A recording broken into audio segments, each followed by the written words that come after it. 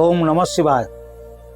আজি কম মহাশিৱৰাত্ৰিত শিৱ বাবাৰ আশীৰ্বাদ লাভ কৰিবলৈ হ'লে আপুনি অৱলম্বন কৰক এটি মহা উপায়।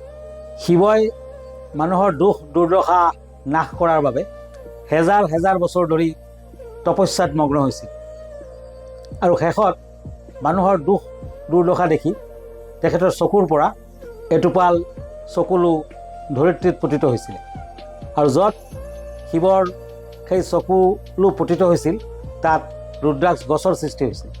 গতিকে শিৱৰ অতি প্ৰিয় বস্তু হৈছে ৰুদ্ৰাক্ষ।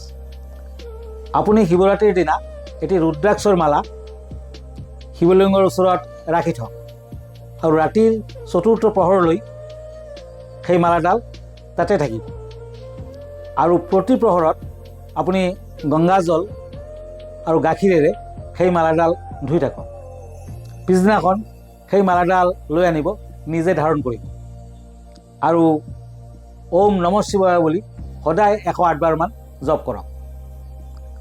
আপোনাৰ মনৰ ইচ্ছা পূৰণ হ'ব, শিৱৰ আশীৰ্বাদ লাভ কৰিব পাৰিম। ওম নম শিৱায়।